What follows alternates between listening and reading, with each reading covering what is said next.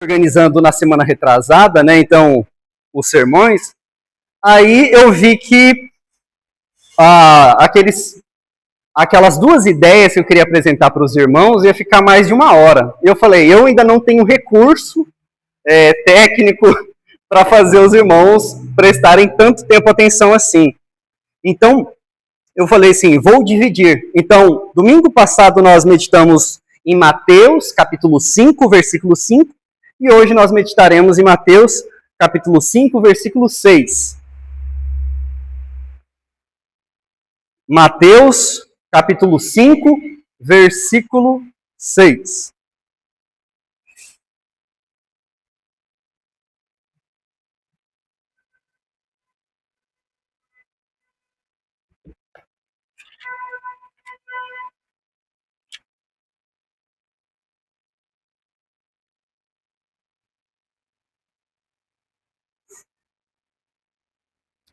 Irmãos, a palavra de Deus diz assim, Mateus capítulo 5, versículo 6, Bem-aventurados os que têm fome e sede de justiça, porque serão fartos.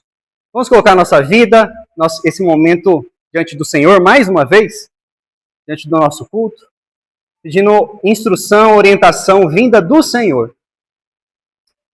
Ó Pai, quão maravilhoso, ó Deus, é ouvir a sua palavra. Obrigado, ó Deus, porque o Senhor fala conosco e fala através de nós. Ó Deus, que a sua palavra possa ser como a sua própria palavra diz, que é uma espada de dois gumes, uma espada muito afiada, que penetra no nosso coração, na nossa alma, ó Pai. Que possamos, ó Deus, aprendermos a ser bons discípulos, discípulos que amam o Senhor, discípulos que adoram, que creem e que obedecem aquilo que o Senhor nos ensina, aquilo que o Senhor requer de nós. Trabalhe no nosso coração. Que o Senhor seja louvado, ó Deus, todos os dias da nossa vida e neste culto. Em nome de Jesus. Amém e amém. Irmãos, domingo passado, então, nós meditamos em Mateus, capítulo 5, versículo 5, e se vocês olharem bem, fala o quê? Bem-aventurados os mansos, porque herdarão a terra. E foi interessante porque nós meditamos, então, uma das ideias chaves é que ser manso não é sinônimo de ser fraco. Ser manso não é sinônimo de fraco. Aliás, a Escritura mostra para nós que ser manso é uma pessoa que, de fato, é forte, e é tão forte que ela tem controle da sua força, né? Aí eu até coloquei aquele ditado, né? O homem forte não é o homem violento que agride. É o homem que controla a sua força. Ele sabe exatamente o momento. Então, nós analisamos e vimos isso.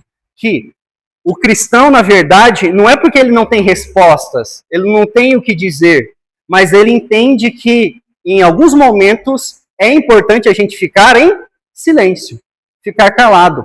Às vezes, é importante a gente entender e ter esse discernimento espiritual para comprar as brigas, as nossas guerras, e muitas vezes da nossa vida. Isso apliquei para a nossa casa. Eu coloquei também que o cristão é manso porque imita Cristo, e toda a Bíblia fala isso, que Cristo é manso e humilde, e que os verdadeiros discípulos, eles são mansos porque eles não conquistam, eles herdam. É totalmente diferente. É uma herança. Então, herança a gente não conquista. Herança nós recebemos. E é uma herança que nós recebemos. Então, o cristão, ele não pode ser revolucionário. O cristão, ele não pode fazer as coisas segundo a sua mente, a sua cabeça, o seu ímpeto ali de tentar resolver as coisas no grito, porque eu tenho a solução. Não. Eu vejo, isso realmente vai fazer algo bom para a minha vida, para a minha família? Realmente, será que não é a minha opinião? Será que vai me afastar mais do que criar pontes? Então, o cristão, ele tem esse discernimento. Ele até tem razão, ele tem todo o argumento, mas ele escolhe não falar, ele escolhe perder. E é algo interessante, irmãos, que eu estou fazendo esse contexto, porque Jesus está ensinando aqueles discípulos, Jesus está ensinando aquele povo ali que está ouvindo o sermão da bem-aventurança, dizendo assim: olha, no meu reino, no meu país, vocês não vivem com essa mentalidade que vocês foram criados, de que não leva desaforo para casa, que vocês precisam ser orgulhosos. Não, precisa ser humilde. E com a humildade, eu entendo que eu tenho que chorar pelo pecado que eu tenho, que eu sofro, pelo pecado dos meus irmãos, pelo pecado do Brasil, pelo pecado do mundo. E aí eu entendo que muitas vezes eu tenho que sim, dar uma segurada. Às vezes, por amor ao Senhor, eu preciso segurar e ser manso, porque ser manso, o Senhor vai me dar, e vai herdar, eu tenho esse direito de estar na terra. E hoje nós veremos o versículo 6, bem-aventurado os que têm fome e sede de justiça, porque serão fartos. Então, irmãos, o tema desta noite é a fome e sede de justiça que somente Deus pode saciar. A fome e sede de justiça que somente Deus pode saciar. Aqui nós estamos chegando, então, na metade das bem-aventuranças, né? E a gente entende que é um estado. A bem-aventurança é ser muito mais do que ser feliz e ser um estado onde o cristão ele entende que ele já desfruta no presente alegrias que vão ser completas futuramente. Então, vai ser completo tudo isso que o Senhor está dizendo. Nós cremos nisso e nós, de fato, buscamos isso com toda a nossa força. O cristão ele precisa buscar de toda a sua força a palavra do Senhor, a vinda, o reino de Deus. Mas ainda não está completo. Então, muitas vezes, precisamos alinhar o nosso coração e acalmar o nosso coração. E o que Jesus quer mostrar, então, irmãos, nesta bem-aventurança? Nesse versículo 6. O que Jesus será que ele está querendo dizer? Bem-aventurado são os que têm fome e sede de justiça, porque serão fartos. Aqui vemos irmãos, um pouco de uma provocação. É uma provocação um pouco óbvia que Jesus está fazendo, porque Jesus está pegando pontos de convivência humana no mundo que parecem ser indesejáveis. Ou seja, você quer chorar? Você gosta de chorar? Você gosta de ficar triste? Você gosta de ser pobre? Você gosta de passar fome? Você gosta de sentir sede? Então, Jesus, ele muda um pouco essa ideia e ele toca em situações que são indesejáveis para as pessoas. Eu não sei aqui, irmãos, quantas pessoas já passaram fome e sede. E quando eu falo isso, eu falo no sentido literal mesmo, de você querer comer alguma coisa e não tem nada. Não é igual, às vezes, acontece na nossa casa, dizendo assim, poxa, não tem nada aqui em casa para comer, mas na verdade tem, mas é que a sua fome é em outra coisa, né? Vamos, que tal a gente pedir um iFood, a gente pedir ligar numa pizzaria, né? Aqui eu estou falando, de fato, de privação não intencional de alimento e água. Então, Jesus, ele vai mostrar pra gente, irmãos, que existe uma bênção. Olha só, Jesus está falando que quem tem fome e sede é alguém abençoado. Não faz sentido aos olhos humanos, né? Não faz sentido pro ambiente até que você foi criado. Existe uma alegria duradoura e transformadora para aqueles que são famintos e sedentos. E para aqueles que não têm nada e desejam muitas coisas. Então, trabalhando nessa ideia de fome e sede, irmãos, também a gente consegue concluir que a fome, essa sede, ela nos move a alguma coisa. A ideia é essa que eu estou querendo mostrar para os irmãos. A fome não é boa, sede não é bom, mas a sede e a fome não te move a sair do lugar? Vamos dar uma olhada em Provérbios capítulo 16, versículo 26. Olha o que a palavra de Deus diz, Provérbios capítulo 16, versículo 26.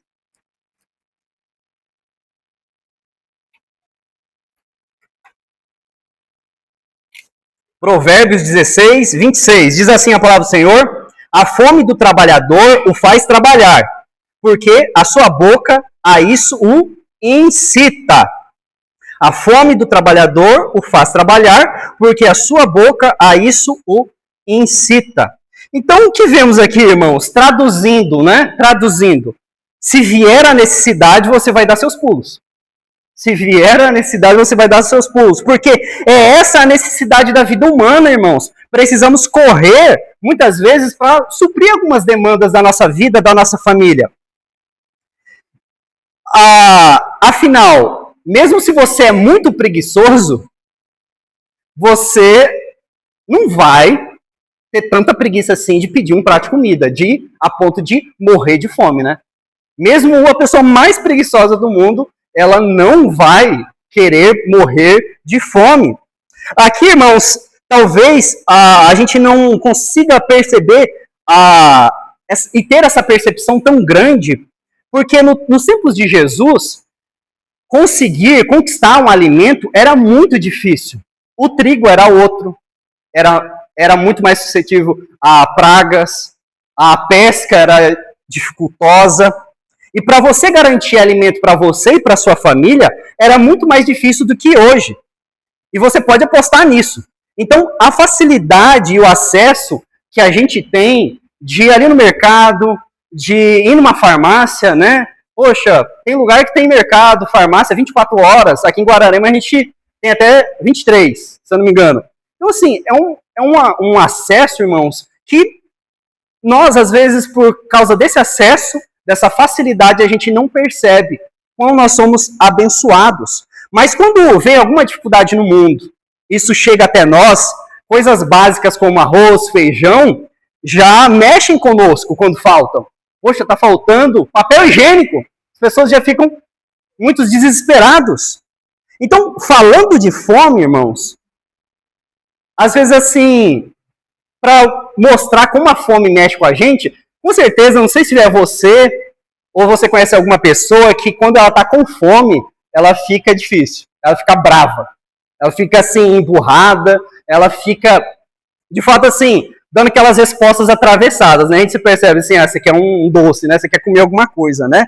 Por quê, irmãos? Porque a fome mexe com as coisas mais básicas em nós. E é isso que essa primeira ideia que eu quero colocar para os irmãos, que quando nós olhamos para aquilo que Jesus está colocando, que bem-aventurado aqueles que têm fome, porque Jesus está mostrando para nós, irmãos, e para os discípulos que a fome, a sede nos movimenta. Tira você do lugar, tira de você da onde você está. E pensando nisso, né, irmãos, para dar mais ilustrações, eu coloquei assim que a fome, na fome, né, nós e os animais, a gente muitas vezes ficamos nivelados, né? Porque se ficamos no extremo disso, às vezes a nossa postura pode ser bem animalesca mesmo, parecida ali com o animal. Então, a fome na Bíblia, antes de ser, então, ela apresenta também essa questão biológica, mas antes disso também, ela aponta para desejo. Então, quando a Bíblia fala de fome, ela também está falando de fome biológica, mas ela está falando de desejo. Porque nem sempre, irmãos, a fome é sinônimo, então, né, ou esse desejo é uma necessidade básica. Nem sempre a fome que você está sentindo é uma necessidade básica. Por que eu falo isso? Não sei se você já sentiu sede, você chega para alguém e fala assim, eu estou com muita sede. Aí a pessoa fala assim, não, entra aqui em casa, eu tenho uma água gelada para você. Não, mas é uma coquinha, sabe? É uma coca. Eu tô com sede de coca. Ou eu tô com fome, nossa, tem um frango aqui, ó, vem aqui comer. Não, mas é de Burger King, é de McDonald's, sabe? Então, o que a gente está colocando? Nem sempre a fome ela é sinal de necessidade básica, e sim de desejo. Nós temos fomes de desejos, e isso nos impulsiona. Então, Jesus está trabalhando isso para nós. Desejo, fome, isso sai você do conforto. Quando você está com desejo de conquistar alguma coisa na sua vida, na sua carreira, o que for, aquilo não te move? Ou pelo menos deveria mover. Você acordar cedo, você estudar, você se dedicar, você dormir tarde. Porque o desejo, a fome, ela nos impulsionam. E aqui no caso, tudo isso eu falei para dar esse contexto para nós, que Jesus está chamando os seus discípulos, então, a reconhecer uma fome, que é uma necessidade que impulsiona a ação e que move os nossos desejos. E que fome é essa que Jesus está falando para os seus discípulos terem? A ponto dessa fome, então, fazer você sair da sua cama, acordar cedo e ficar pensando nisso. Desejo sobre o quê? A palavra de Deus diz: pela justiça. O cristão precisa ter fome de justiça. E aí a gente vai procurar entender, então, o que significa isso de justiça, irmãos? Vamos entender o que a Bíblia fala para nós? Então, a primeira ideia que eu quero colocar para os irmãos é a fome e sede de justiça. Mas que justiça é essa? Que justiça é essa que Jesus está falando para nós? Aqui, irmãos, você poderia muito bem pensar o seguinte: quando eu penso em injustiça, eu penso no meu país, no Brasil. Há tanta injustiça social, racismo, um monte de problemas sociais, né? Então, eu tenho fome e sede de justiça e eu tenho fome de um Brasil mais justo. Será que é isso que Jesus ele está falando aqui no texto? Que é fome por um Brasil, fome e sede por um Brasil mais justo? Ou eu vejo uma injustiça que está acontecendo na minha vida e eu estou há anos ou há meses procurando para ver se isso de fato saia, né, para a minha vida, para eu ficar tranquilo, resolver isso logo. Será que é essa fome e sede de justiça que o texto está falando para nós, irmãos? Bem, quando a gente olha para a palavra de Deus, os estudiosos, a gente entende que pode ser isso que eu falei, e que vocês pensaram em muitas coisas que vocês pensaram, pode ser sim para tudo isso, só que é um pouco mais. Pode ser tudo isso, mas um pouco mais também. Essa justiça que vemos aqui, que o texto fala, que Jesus fala assim, olha, discípulos, vocês precisam buscar, vocês precisam ansiar, e ela será saciada, ela precisa vir de um coração que está anelo, que está ligado ao Senhor. E aí a gente vê que essa justiça que o Senhor coloca e faz com que os seus discípulos possam ter de fato, irmãos, é algo que vai ser saciada por alguém que não mente, por alguém que realmente cumpre tudo que diz. Será saciada pelo Senhor, por Deus. E é interessante você observar, olha só o que está a estrutura do versículo 6. Olha só o que está colocando aí. A palavra aí está no futuro. Serão fartos. E aqui é uma ideia, então, escatológica para nós, na volta de Cristo. Então, é uma justiça que o cristão ele precisa ter, ele precisa buscar, ele precisa orar ao Senhor, mas ele precisa entender que quem fará isso é o Senhor. E quem fará isso não é agora. Talvez, irmãos, e a palavra do Senhor mostra para nós, que nós estamos tendo gotas de justiças. Gotas e momentos assim. Porque, de fato, a justiça verdadeira e que vai saciar, que vai consolar, que, de fato, vai fazer com que a gente descreva e diga isso que nós estamos fartos, é quando Cristo voltar. Então, há essa ideia de que preciso buscar, mas eu serei farto no futuro. Então, irmãos, concluindo esse raciocínio, vemos aqui que existem pessoas com fome e sede. Elas não são todas as pessoas que têm de fato essa fome e sede, porque muitos têm fome e sede de outras coisas. E se fome e sede, lembre-se, igual a desejo, algo que me impulsiona a fazer algo. Então, muitas pessoas têm, mas Jesus está dizendo, os discípulos não são assim. Os discípulos, eles têm a sua fome e a sua sede de justiça, mas no Senhor, no Senhor. Tiago vai falar isso, né? Dizendo que a justiça humana não produz a justiça de Deus. Então, é uma justiça que nós estamos pedindo, que estamos orando, que estamos buscando, que é o meu desejo. Eu tenho que ter esse desejo como um cristão, de que a justiça seja feita, mas eu tenho que colocar não na minha força, não no meu braço, não perder noites dormindo, não dormindo, melhor dizendo, porque eu sei que é o Senhor que revelará, é o Senhor que vai organizar tudo, é o Senhor que vai me saciar. Às vezes, irmãos, nós buscamos e vivemos uma rotina onde que você precisa se saciar. E, de certa forma, não está errada. Você que precisa acordar você precisa trabalhar, você precisa correr atrás. O Senhor te dá uma das maiores bênçãos, a vida, a saúde. Sim, mas aí a gente às vezes acha que na parte espiritual a gente também tem que fazer isso. Eu que vou me saciar, eu que vou me deletar. Irmãos, espiritual somente em Cristo Jesus. Saciedade plena somente em Cristo. Você não conseguirá ser farto, somente aqueles que estão em Cristo. E há uma segunda ideia. Então, essa primeira ideia, o que justiça é essa? Nós vimos, é uma justiça que está centralizada em Deus. Não em você, não aquilo que você quer. Em Deus. E isso acontece agora, o Senhor usa a sua vida agora. Por exemplo, irmãos, nós temos exemplos disso, de cristãos que são usados, mas eles são usados com discernimento espiritual para fazer a justiça do Senhor e sobre a vontade de Deus. Um grande exemplo disso, eu agora não me recordo, não anotei aqui o nome desse grande homem, né, que a gente tem, que era cristão, era um cristão reformado, mas ele fez uma canção muito conhecida por praticamente todos nós aqui, que é Amazing Grace. Esse homem ele foi usado pelo Senhor para promover uma justiça. E ele fez segundo a vontade dele?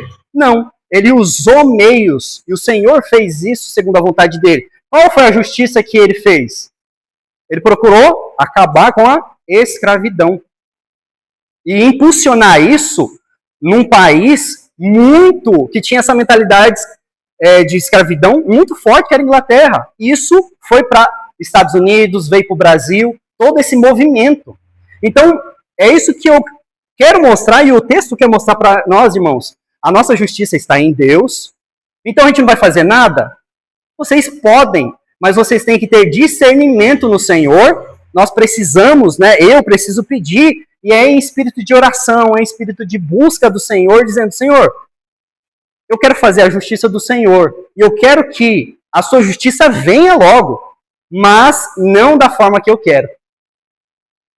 O Evangelho, irmão, sempre vai mostrar isso e apontar isso para nós. Não é da forma que eu quero, e sim da forma que o Senhor irá fazer. E se o Senhor não quer nesse momento, amém, que seja feita a vontade dele e glória a ele.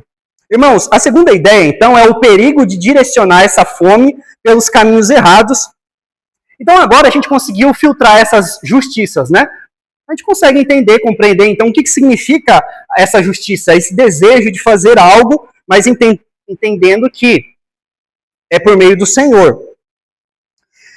E esse versículo aqui, irmãos, é importante eu também colocar e entrar nesses pontos aqui, precisamos ter muita seriedade, maturidade para isso, que graças a Deus eu vejo isso nos irmãos, porque esse é um versículo que muitas vezes é utilizado por movimentos sociais. Esse versículo 6 aqui, às vezes é colocado um verniz de cristianismo para promover qualquer coisa.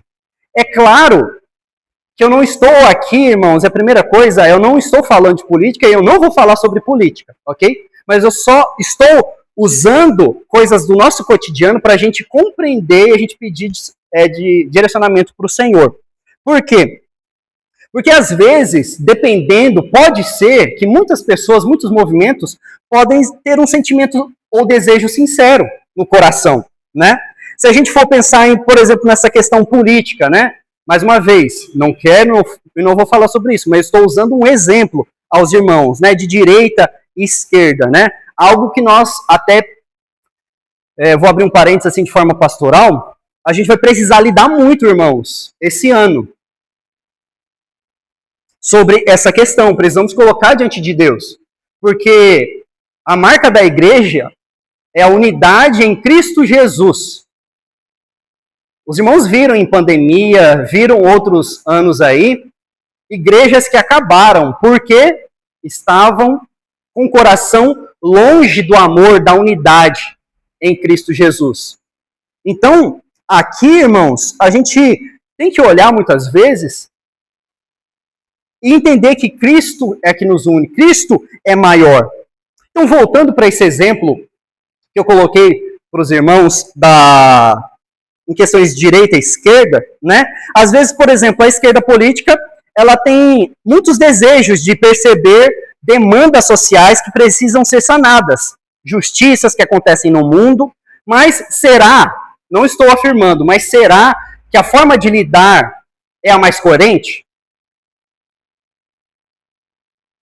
É uma crítica cristã que precisamos pensar. Outros vão pensar sobre apenas em direitos e justiça para aqueles que são direitos. E esse é um viés mais de direita, né? Isso está correto? Bem, em partes. Por quê, irmãos? Porque existe uma dignidade humana que nunca vai embora. Toda pessoa, você querendo ou não, é bíblico. Toda pessoa é imagem e semelhança de Deus. A pior pessoa, biblicamente então, precisa de direitos. Isso é uma mensagem cristã. Então, eu estou falando de algo acima de direita e esquerda, eu estou falando, sabe, acima de fã-clube, de coisas assim. Por isso, irmãos, precisamos entender que esse texto, ele está lidando com questões sensíveis do dia a dia. Quando Jesus está falando sobre sede e justiça, a gente acha que Jesus está vivendo em paz. Não, os seus discípulos, eles queriam que o Império Romano acabasse.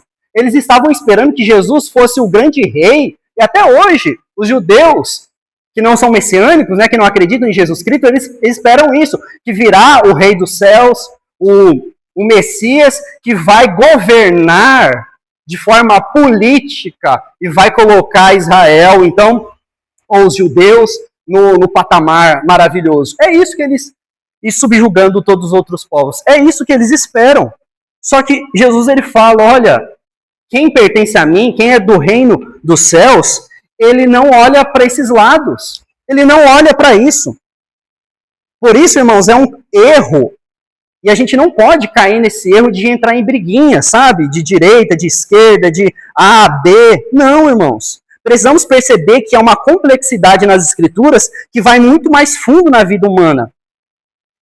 E uma dessas questões que são abordadas no texto é a injustiça que vem pelo pecado. Então, nós precisamos olhar, de fato, que não são grupos, e são, de fato, o que vem do Senhor. E essa outra injustiça que realmente destrói e deve te fazer ficar triste é a justiça do pecado e do seu próprio coração. A gente não pode esquecer disso. Desses inimigos que nós temos, né? Satanás é um inimigo, o mundo e o nosso coração. E quando a gente entende isso, a gente vai para essa terceira ideia, que é a raiz da injustiça, o pecado e o coração humano. E aí a gente consegue resolver toda essa questão, esse grande problema. Porque é o seguinte, irmãos, quando você olha para a injustiça da sua vida, quando eu olho o Renan, para a injustiça dele mesmo, pela corrupção que está no meu coração, às vezes com a inconformidade com aquilo que eu deveria fazer, que eu deveria ser, que eu deveria acreditar, que eu deveria servir ao Senhor e ao mundo, e eu fico assim inconformado com isso. Que eu poderia ser muito melhor, que eu poderia ser muito mais santo, e eu não sou.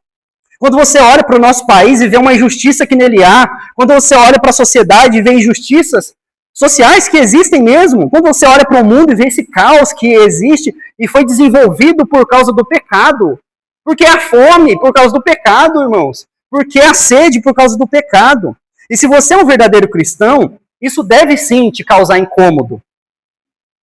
Você deve clamar por justiça, pedir ao Senhor. Não é isso que os salmistas falavam, irmãos? Os salmistas falavam assim, ó, até quando, Senhor?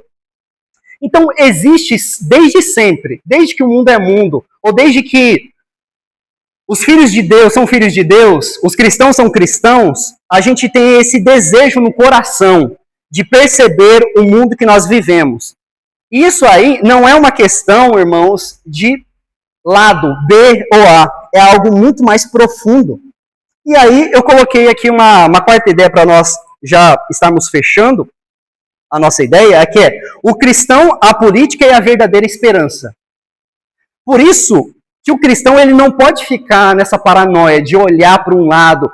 Você só tem duas opções, você tem que escolher um lado ou outro. Não, irmãos, o nosso manual de fé e prática é a palavra. Vamos olhar para a palavra, olhar para aquilo que está dizendo. Nós, como irmãos, nós não precisamos disso. Nós não precisamos brigar por migalhas dessa terra. Eu costumo dizer que todos nós aqui já temos um partido. Todos nós temos um partido. O nosso partido, irmãos, é Jesus Cristo. Nós só temos um candidato, ele foi já escolhido, ele já foi eleito antes da fundação do mundo, e ele já venceu essa eleição, e ele está em processo de tomar posse.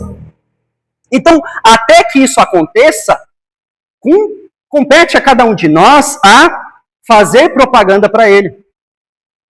E é tão triste, irmãos, quantas vezes você fez propaganda para outras pessoas e você tem dificuldade de fazer propaganda para Cristo, para Jesus.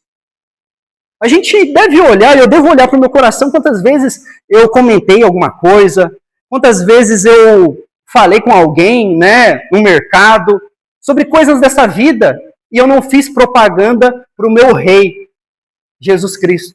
Eu não falei que eu sirvo a um Deus que dá esperança. Eu não falei que eu sirvo um Deus que vai saciar todas as expectativas dessa pessoa.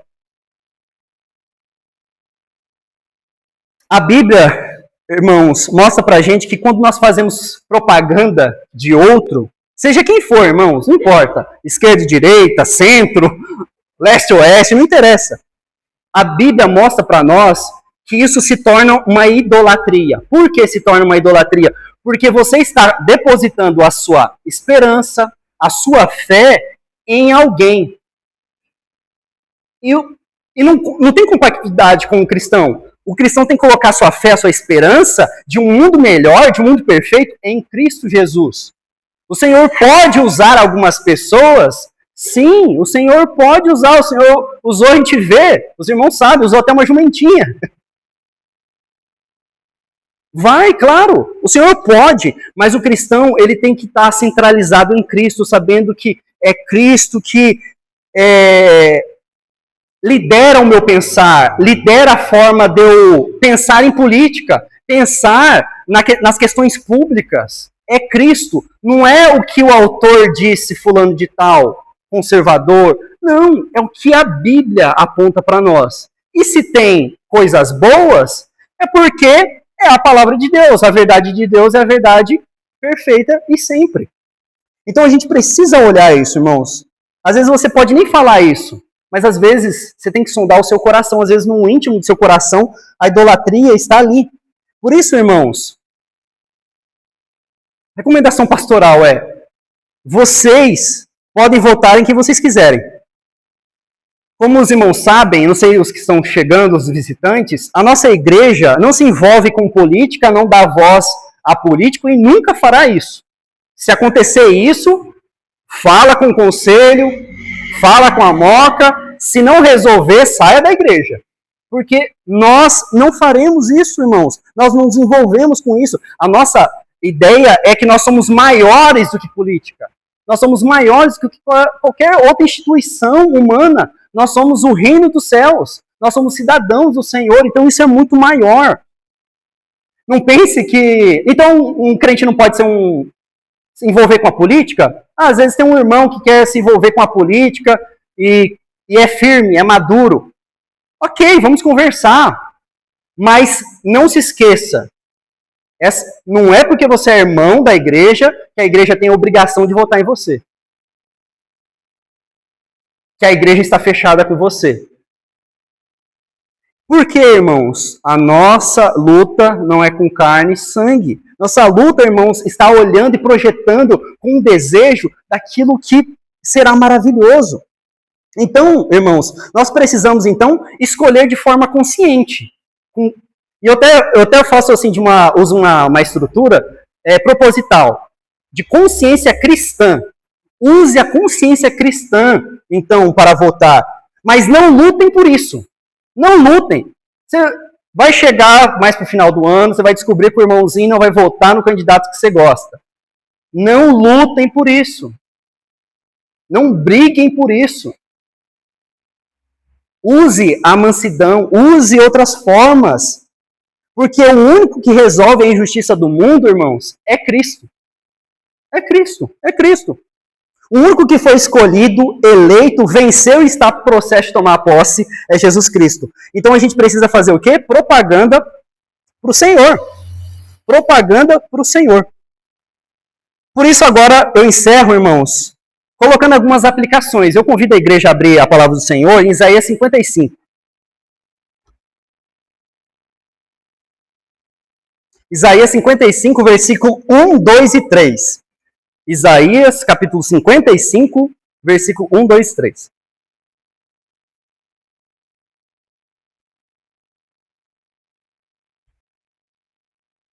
Amém? Isaías, capítulo 55, versículo 1, 2 e 3. Acompanhe a leitura. A todos vós, os que tendes sede, vinde às águas. E vós, os que não tendes dinheiro, vinde, comprai e comei. Sim, vinde e comprai, sem dinheiro e sem preço, vinho e leite. Porque gastais o dinheiro naquilo que não é pão, e o vosso suor naquilo que não satisfaz? Ouve-me atentamente, comei o que é bom, e vos deleitareis com finos manjares.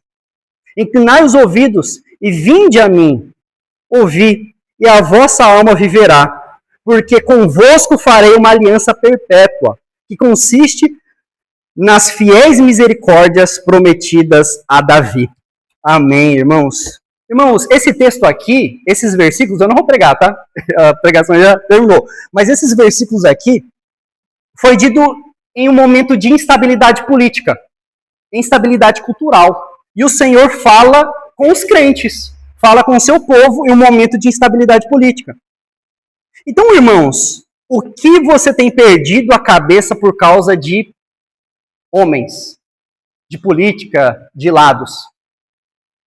O que você tem perdido a cabeça por causa de política? No Instagram, como que você é? No Facebook, nas conversas de família, como que foi a sua última ceia de Natal? Como que foi esse movimento com você, com a sua família? Como que é o relacionamento? Será que você teve desestruturas por causa de coisas humanas? O texto bíblico fala para nós, irmãos, para a gente ouvir, começando em mim, ouvir o convite de Deus. Por que você gasta seus recursos naquilo que não é pão? Ou seja, por que você gasta seus recursos naquilo que não é importante? Você tem um banquete. Por que você gasta seus recursos, o seu dinheiro, a sua energia, as suas amizades, a sua sanidade mental naquilo que não satisfaz? Deus já nos deu um banquete. A gente não precisa pagar. Deus já nos deu essa ideia de nos saciar. E é isso que Jesus ele usa esse texto aqui para mostrar essa ideia de fome e sede. Então perceba, no que você tem gastado? Essa é a primeira aplicação nossa. O que eu tenho gastado a minha vida? Será que é no Senhor, no compromisso com o Senhor, em busca do Senhor?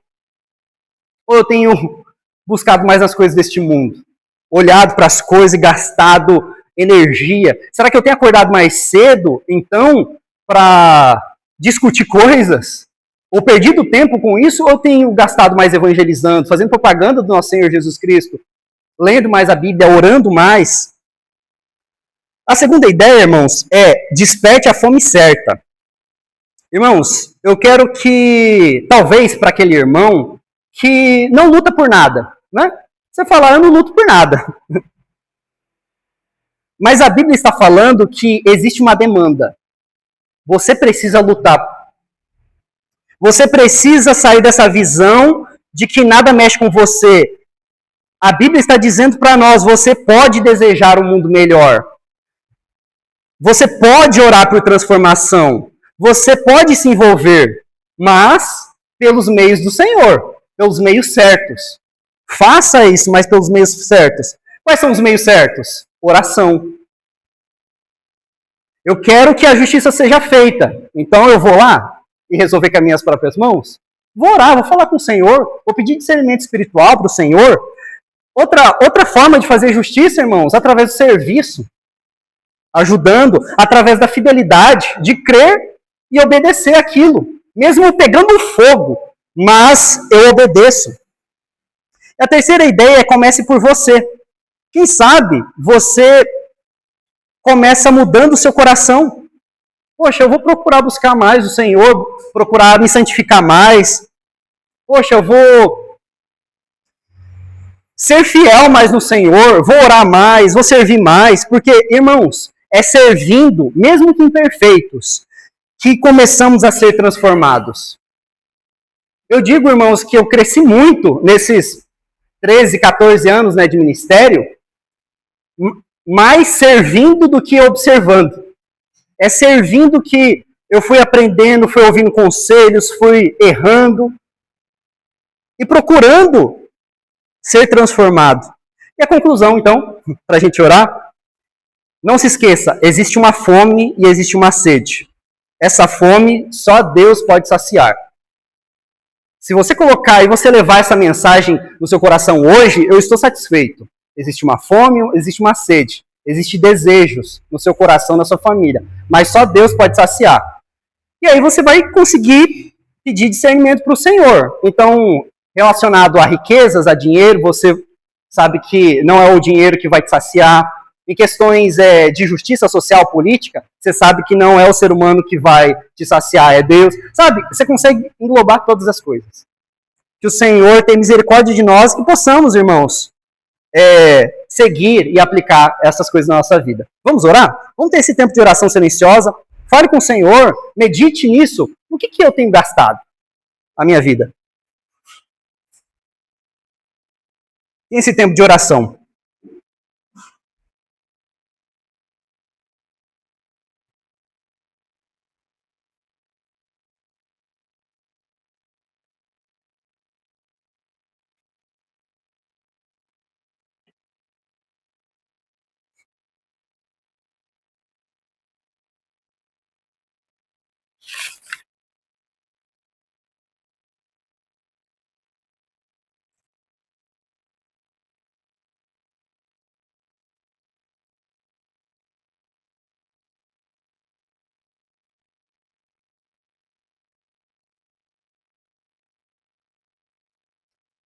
Senhor nosso Deus, nós nos prostramos diante do Senhor, ó Deus, pedindo que o Senhor derrame sua graça sobre essa igreja, sobre a vida dos irmãos, sobre a vida dessas famílias aqui representadas, ó Pai. Porque muitas vezes, ó Pai, buscamos coisas desse mundo e esquecemos que o Senhor não nos chamou para isso. Nos chamou para sermos discípulos, termos fé no Senhor e obedecer aquilo que o Senhor nos ensina, ó Deus. Ó Deus, tenha misericórdia da nossa vida, que possamos, ó Deus, clamar mais, sim, por justiça, mas também ter esse contentamento e ter essa direção, ó Deus, espiritual que vem através do Espírito Santo, ó Pai, de que precisamos esperar, que precisamos ser saciados no Senhor antes de qualquer coisa. Não seremos saciados, ó Pai, pelo mundo ou pelas coisas que nós buscamos. De fato, seremos saciados se buscarmos o Senhor, para a glória e para o louvor do Senhor, para a propagação do Teu nome. Ó Deus, trabalhe no coração de cada irmão, começando pelo meu, ó Deus. Ó Deus, tire qualquer hipocrisia, legalismo, qualquer coisa, ó Deus, que está nos bloqueando a ver as realidades espirituais que o Senhor tem para a nossa vida, aquilo que de fato o Senhor quer que possamos viver nessa vida, nessa cidade, aonde o Senhor nos colocar. Agradecemos, ó Pai, pela sua palavra, que é rica, eficaz e muda o nosso coração. Essa é a nossa fé, é isso que nós depositamos, essa esperança de ouvir isso, porque nós temos convicção, ó Pai, que o Senhor é poderoso para nos transformar e mudar a nossa vida. Nós pedimos isso e agradecemos por tudo, em nome de Jesus. Amém.